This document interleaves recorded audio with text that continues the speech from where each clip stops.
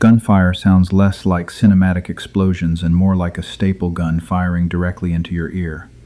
When the diner window shattered, Dean didn't think. He tackled her hard into the dirty linoleum. He thought he was playing hero. He didn't know he'd just bruised a Hell's Angels kingpin's only daughter. Stale coffee and ammonia.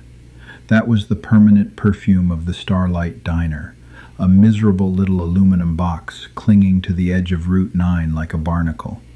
Dean worked the counter on weekends, but tonight he was sitting in booth 4, off the clock, nursing a lukewarm vanilla Coke. Across from him sat Harper. She was tracing the jagged rim of a ceramic mug with a chipped black fingernail. She smelled like cheap vanilla body spray and the sharp metallic tang of gasoline, a contradiction Dean had spent the last 3 weeks trying to parse. He liked her. He liked her in that stupid, suffocating way a 19-year-old kid likes a girl who clearly belongs to a rougher, faster world. She wore heavy, scuffed combat boots that looked like they had kicked in teeth, and a faded denim jacket that hung off her shoulders. Dean, by contrast, was wearing a polo shirt with a mustard stain near the hem. His palms were sweating. He kept wiping them on his jeans under the table, terrified she would notice the dampness if he reached for the salt shaker. Outside, the highway was a dark, wet ribbon.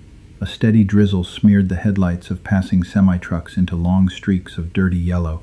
Inside, the diner was a tomb. The only sounds were the persistent, agonizing hum of the fluorescent tube above the pie case and the wet slap-slap of the waitress's mop in the corner. "You're staring again," Harper said. She didn't look up. Her voice was flat, carrying a rasp that sounded like crushed gravel. Dean swallowed hard, his Adam's apple bobbing awkwardly. Was not, just looking at the clock. "Clock's behind you, genius." He felt the heat creep up his neck. He opened his mouth to stammer out a defense, maybe something witty, but the words died in his throat. Tires shrieked. It wasn't the standard, fading squeal of a car taking the bend too fast. It was an abrupt, violent tear of rubber against wet asphalt, tearing right into the diner's gravel lot. Dean turned his head toward the window. Through the rain-streaked glass, he saw the dark, heavy silhouette of an old sedan creeping past the glowing red neon sign. The passenger side window was already rolling down. Then came the noise. It didn't register as gunfire at first. It sounded like someone beating a corrugated tin roof with a ball-peen hammer. Crack, crack, crack, crack. The front window of the diner didn't just break. It atomized. A blinding spray of tempered glass washed over the vinyl booths like a tidal wave of ice. The ketchup bottle on their table exploded, spraying a violent arc of red across the napkin dispenser. A terrifying, high-pitched ringing pierced Dean's ears, drowning out the screams of the waitress. Pure, unadulterated panic hijacked Dean's nervous system. He didn't make a calculated, heroic leap. He didn't move with grace. His brain simply screamed, "Down! Get down!" he yelled, though his voice cracked and sounded more like a pathetic squeak. He lunged across the table. His foot caught the edge of the metal leg, twisting his ankle violently. He collided with Harper in a clumsy, brutal tangle of limbs. His shoulder slammed into her sternum, driving the breath from her lungs in a sharp hiss. They crashed onto the greasy linoleum floor together. Dean landed hard on his elbow, a shockwave of pain shooting up his arm as his funny bone struck the cold tile. He pinned her down, throwing his arms over her head, burying his face into her shoulder. He was shaking violently. He couldn't control it. His teeth chattered against the thick fabric of her denim jacket.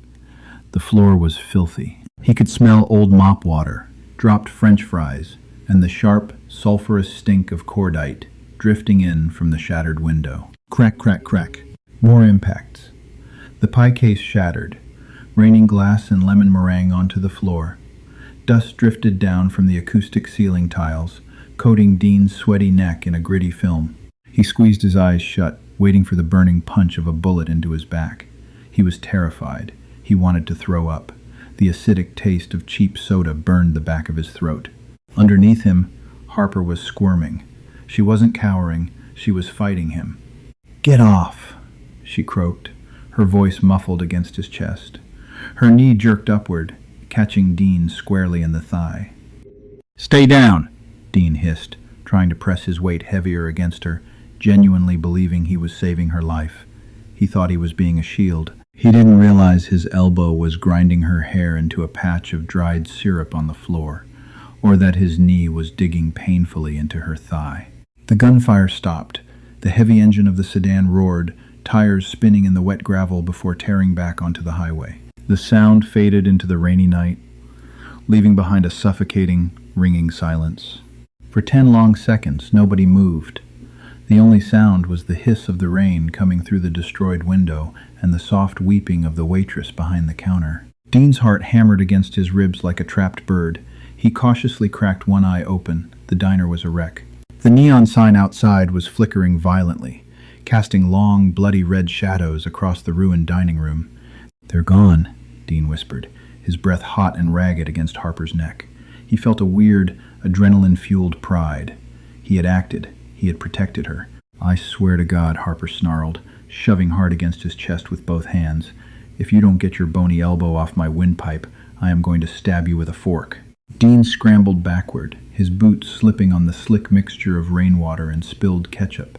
He sat up, gasping for air, rubbing his bruised elbow. He looked at her, expecting a thank you, or at least a shared look of terrified relief.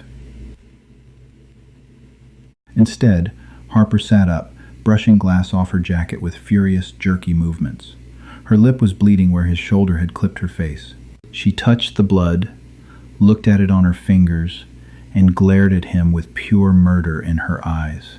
"You broke my jaw, you idiot," she spat. Before Dean could apologize, before he could even process the indignity of being yelled at after throwing himself in the line of fire, a new sound cut through the night. It started as a low tremor in the floorboards. It grew into a thunderous, vibrating roar that rattled the remaining glass in their frames. Harleys. A lot of them. Vibrations traveled up through the soles of Dean's cheap sneakers. The throaty, aggressive rumble of big V-twin engines flooded the gravel parking lot, drowning out the sound of the rain. It wasn't just 2 or 3 bikes.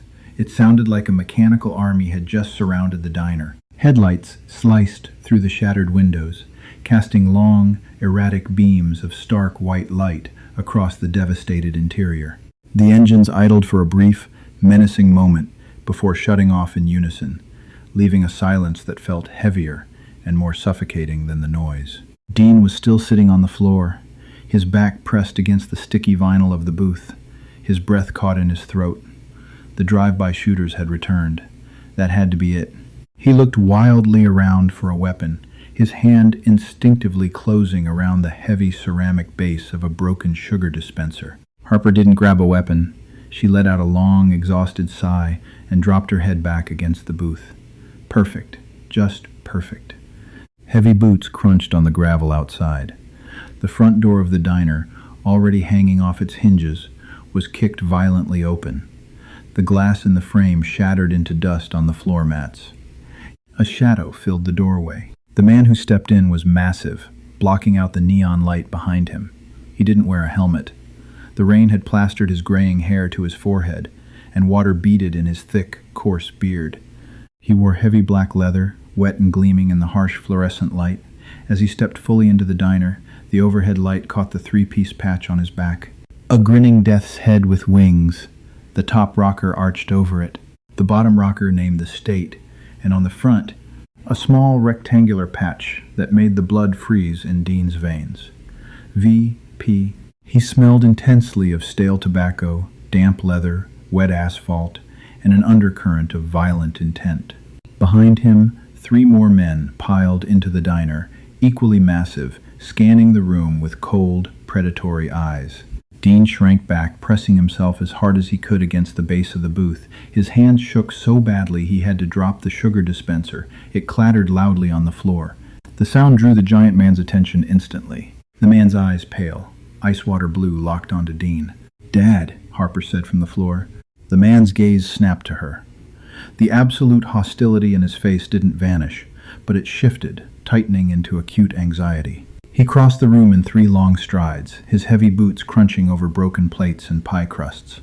He dropped to one knee beside Harper, his massive, calloused hands gently grabbing her face, turning it side to side. "You hit?" His voice was a deep, chest-rattling rumble. It didn't sound like a question. It sounded like a threat to the universe itself. No, Harper grumbled, pushing his hands away, though she didn't fight him too hard. I'm fine, just bruised. Who did it? The man asked, his thumb brushing the smear of blood on her lower lip. I don't know, Brick. Some black sedan. They just shot up the place and tore off south. She wiped her mouth with the back of her sleeve. It was sloppy. Warning shots, probably. Brick. Dean recognized the name. Anyone who lived within 50 miles of this county knew the name Brick Miller. He was the vice president of the local Hells Angels charter. He wasn't just a biker. He was a ghost story, told by mechanics and bartenders. He was the man who allegedly broke a rival gang member's femurs with a torque wrench in a crowded parking lot and walked away without a single witness willing to testify. And Dean had just spent the last 5 minutes awkwardly grinding his hips into this man's daughter on the floor.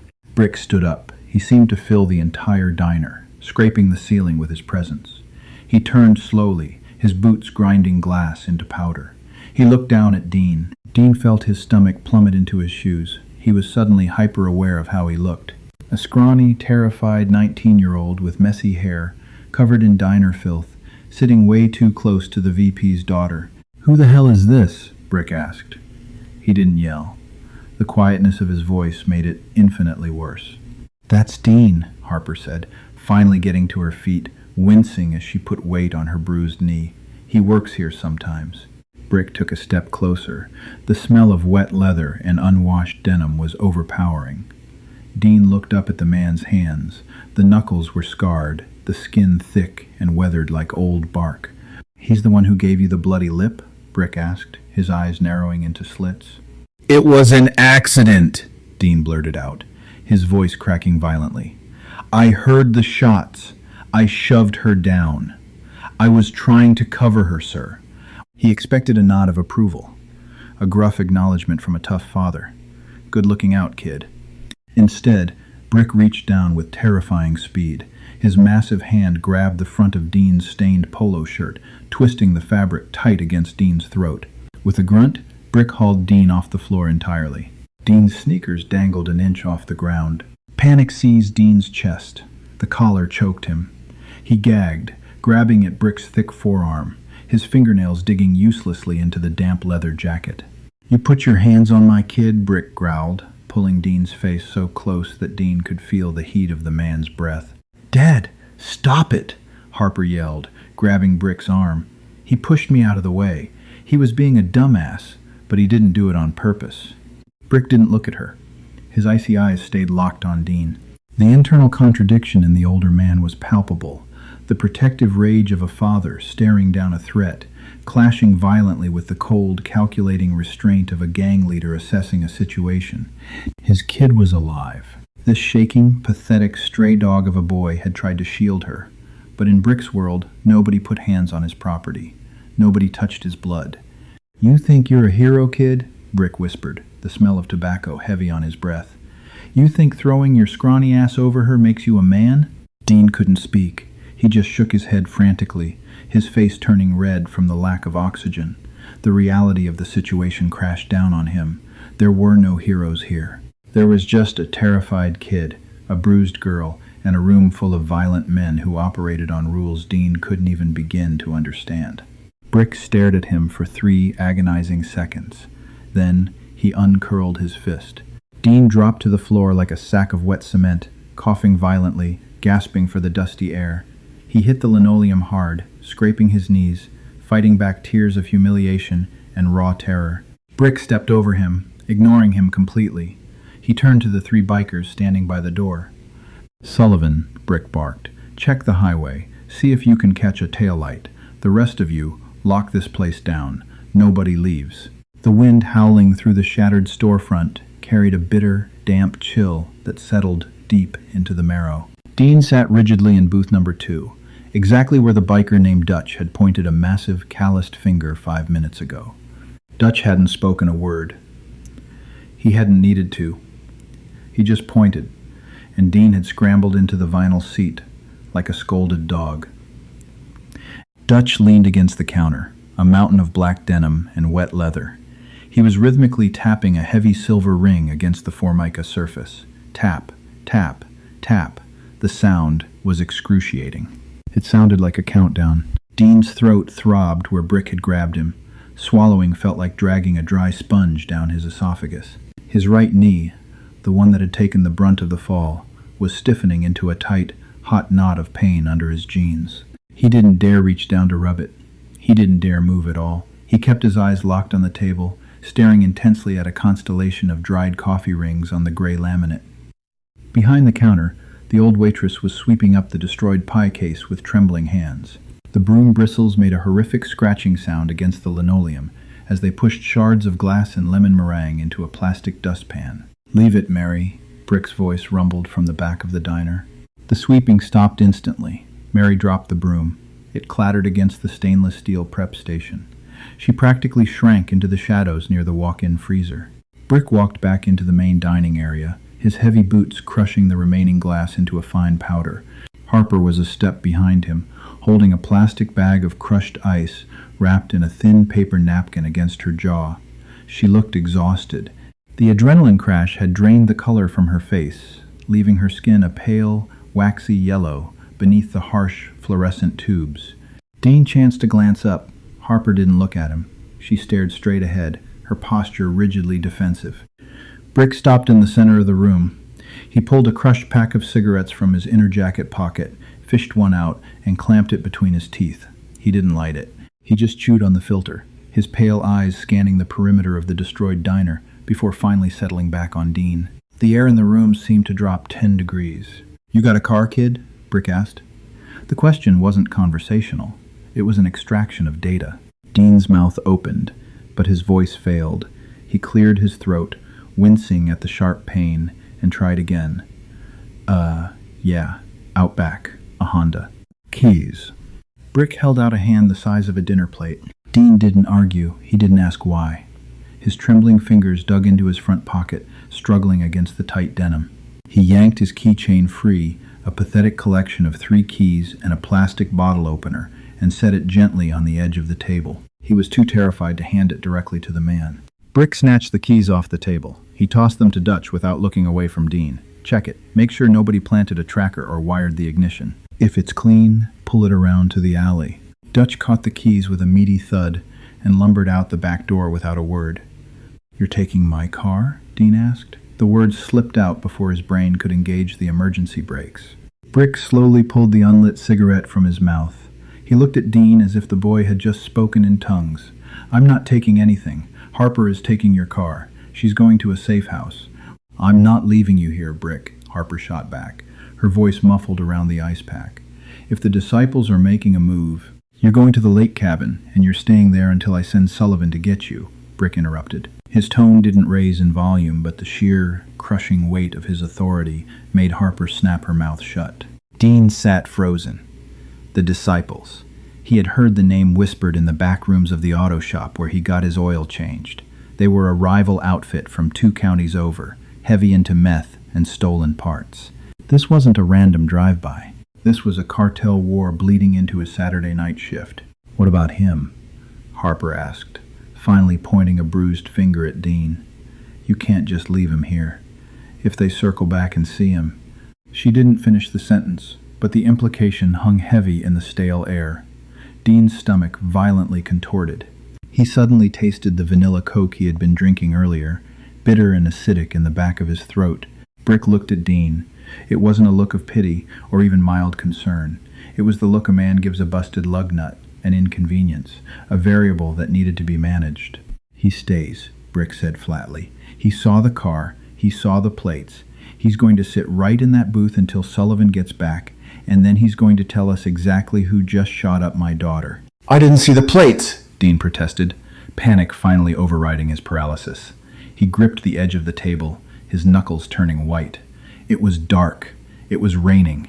"It was just a black car, I swear to God." Brick leaned over the table, planting both hands flat on the laminate. He brought his face down until he was eye level with Dean.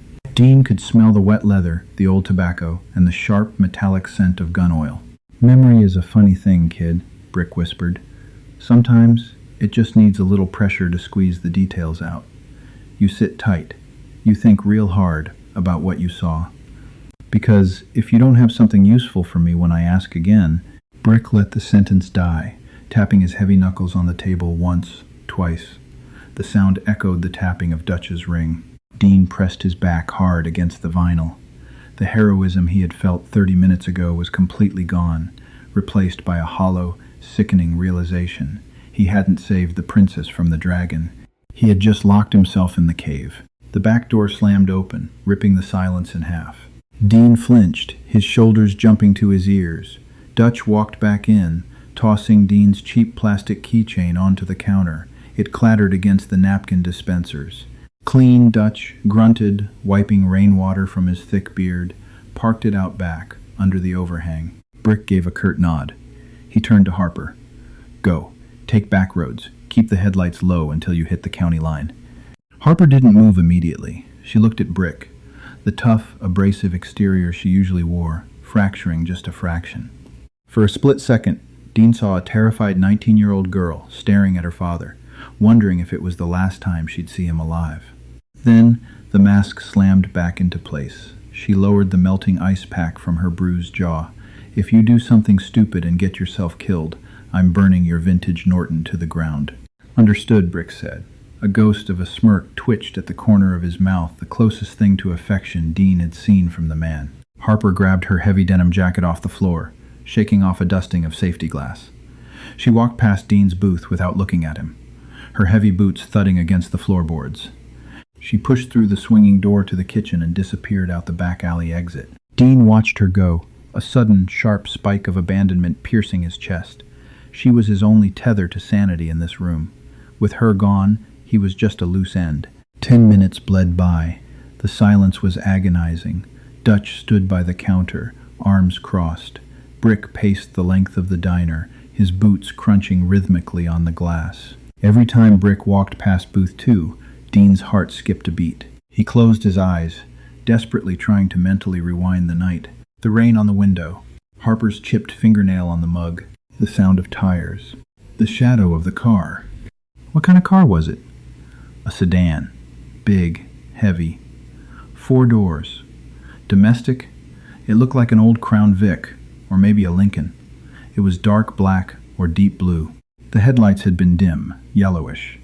But the plates were a blur. Just a rectangle of white smeared by the rain and the speed. He opened his eyes and rubbed his temples. His hands were clammy. He couldn't invent a license plate, but if he told Brick he had nothing, he was terrified of what the man would do. The low, guttural roar of an approaching motorcycle broke his spiraling thoughts. The engine revved high, before aggressively cutting out right outside the shattered storefront. A moment later, a man stepped through the ruined doorframe. He was leaner than Brick and Dutch, wired tight with nervous, kinetic energy. He wore a heavy black riding jacket, soaked through, and his face was severely scarred along the left jawline. This had to be Sullivan. Talk, Brick demanded, stopping his pacing. Sullivan shook the rain from his sleeves, his eyes darting toward Dean for a fraction of a second before locking onto the vice president. Caught their taillights just past the old mill, Sullivan said, his voice raspy, out of breath. They pushed it hard toward the interstate. 2 guys in the front, maybe one in the back. Dark blue Chevy Impala, late 90s model. Dean let out a ragged, involuntary breath. Impala, not a Crown Vic. He hadn't known anything. Plates? Brick asked, his jaw muscles clenching tight. Covered, Sullivan spat, visibly frustrated. Duct tape over the tags. They knew what they were doing. It wasn't a bunch of joyriding kids. They drove with purpose. Brick digested this, his expression turning entirely unreadable. He reached into his pocket, pulled out the unlit cigarette again, and put it between his teeth. It's the disciples, Dutch rumbled from the counter, speaking up for the first time. Got to be. Retaliation for the docks. Brick didn't confirm or deny it. He turned slowly on his heel, his heavy gaze sliding over the wreckage of the Starlight Diner until it landed, once again, on Dean. Dean felt the crosshairs settle squarely on his forehead. So, Brick murmured, walking slowly toward the booth. Duct-taped plates.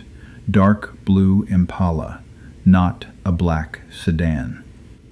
Dean pressed himself into the corner of the booth. I told you I couldn't see well. It was fast. Brick stopped right at the edge of the table. He leaned in, blocking out the light from the buzzing neon sign outside. "You're useless, kid," Brick said softly. It wasn't an insult. It was a cold, objective assessment. You don't know the car. You don't know the plates. You're just a liability sitting in a booth. Dean's breathing turned shallow and rapid. "Let me go. I won't say anything to the cops. I swear. I didn't see anything, so I have nothing to tell them anyway." Sullivan scoffed from the doorway. "Listen to this pup. Thinks we're worried about the badges." Brick ignored Sullivan. He kept his eyes on Dean. "You threw yourself over my girl. You took a hit for her. In my world, a debt is a debt. But you also saw my face. You saw Dutch. You saw Sullivan. If the cops roll up here, you're a witness to an active scene involving a patched Hell's Angel." Brick reached out.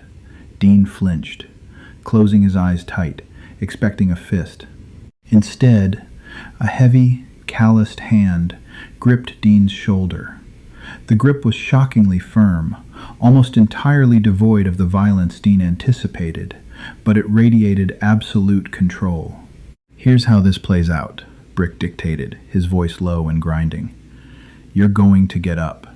You're going to walk into that kitchen, grab a trash bag, and you are going to help Mary clean up this glass. When the cops finally show up, you are going to tell them you were in the back room cleaning the grease traps when the shots rang out."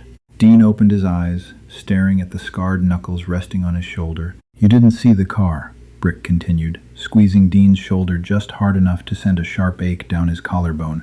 "You didn't see the shooters. And you definitely didn't see me, or any of my brothers. You understand?" "Yes," Dean choked out. "Say it." "I was in the back. I didn't see anything." Brick stared at him for a long, suffocating moment, searching Dean's terrified eyes for any sign of hesitation. Satisfied, he released his grip. "Good boy," Brick muttered. He turned to Sullivan. "Fire up the bikes. We're gone." Within 60 seconds, the roar of the Harleys echoed off the wet asphalt, fading into the dark, rainy night. Dean was left alone in the destroyed diner with Mary, the smell of cordite, and the terrifying realization that his life had permanently derailed the moment he tried to be a hero. Quiet settled over the Starlight Diner the moment the heavy throb of the Harleys faded into the wet night. It wasn't a peaceful silence. It was a dense, ringing vacuum that pressed against Dean's eardrums, leaving him dizzy. He stayed glued to the vinyl seat of booth 2 long after the exhaust notes vanished. His knees ached violently. His throat felt like he had swallowed crushed glass. He finally forced himself to stand. His joints popped loudly in the empty room. The adrenaline that had fueled his initial panic and subsequent terror was completely gone, leaving behind a profound, hollow exhaustion. He looked across the ruined dining room. Mary hadn't moved from her spot near the prep station. The old waitress was staring blankly at a pulverized lemon meringue pie on the floor, gripping a wet, dirty rag that steadily dripped gray water onto her orthopedic shoes. "I'll get the bags," Dean muttered. His voice was a thin, ragged rasp. He pushed through the swinging doors into the back. The kitchen smelled intensely of stale frying oil, bleached towels, and the metallic tang of blood still lingering in his nostrils. He grabbed a heavy-duty roll of industrial trash bags from the bottom shelf. His hands were vibrating. He tried to pull the perforated plastic apart, but his fine motor skills were shot.